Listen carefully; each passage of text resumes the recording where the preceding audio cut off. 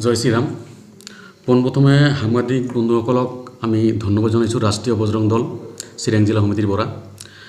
আমি যোৱাকালি এখন এজাহাৰ দিছিলোঁ বিজনী থানাত। এজাহাৰৰ মূল উদ্দেশ্য আছিল যিটো পাকিস্তান প্ৰেমী এজন ওলাইছিল বিজনী ভাওৰাগুৰিত। পাকিস্তান প্ৰেমীজনক আমি এজাহাৰ দিছিলোঁ প্ৰেমীজনৰ বিৰুদ্ধে।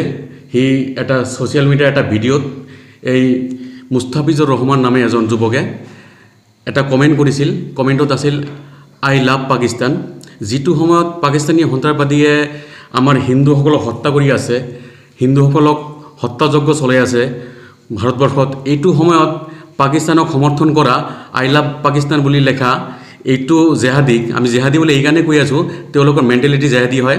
আমাৰ সন্দেহ হয় তেওঁলোকৰ ঘৰৰ পৰিয়ালৰ কোনো ব্যক্তি জেহাদী সংগঠনৰ লগত জড়িত নেকি, এইটো প্ৰশাসনে চাব লাগে ভালকৈ। আমি বিজনী প্ৰশাসনক, চিৰাং প্ৰশাসনক আমি ধন্যবাদ জনাইছোঁ। 24 ঘণ্টা পাৰ হোৱাৰ আগতেই আজি এই জেহাদীজনক এৰেষ্ট কৰিছে চিৰাং জিলা প্ৰশাসনক ধন্যবাদ জনাইছোঁ।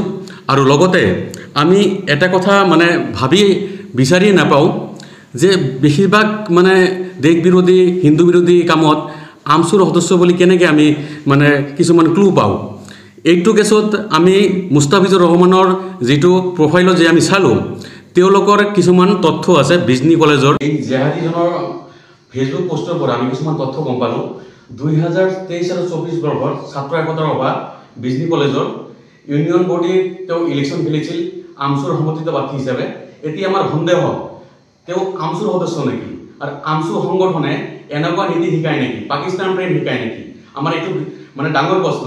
আমি এনেকুৱা তথ্য যদি প্ৰমাণ হয়, তেওঁ যদি সঁচাকৈ আমচুৰ সদস্য হয়, তেনেহ'লে মুখ্যমন্ত্ৰী ডাঙৰীয়াক আমি অনুৰোধ জনাম অনতিপলমে আমচুক নিষিদ্ধ কৰিব লাগে অসমত।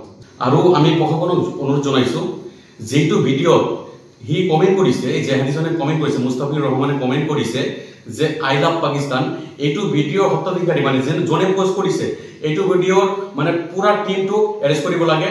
পুৰা টিমটো এৰেষ্ট নহ'লে আমাৰ অসম তথা ভাৰতবৰ্ষত সুৰক্ষাৰ প্ৰতি এটা ভাবুকি আহিব বুলি আমি ৰাষ্ট্ৰীয় বজৰং দলে অনুভৱ কৰি আছোঁ। আমি মুখ্যমন্ত্ৰী ডাঙৰীয়াক অনুৰোধ জনাইছোঁ অতি সোনকালে যেন এৰেষ্ট হয় গোটেইকেইজন অপৰাধী। আৰু এনেকুৱা অপৰাধী এটাই স্থান আছে, তেওঁলোকৰ স্থান হ'ল পাকিস্তান। ভাৰতত তেওঁলোকৰ কাৰণে জাগা নাই, আমাৰ অসমত জাগা নাই। জয় শ্ৰীৰাম।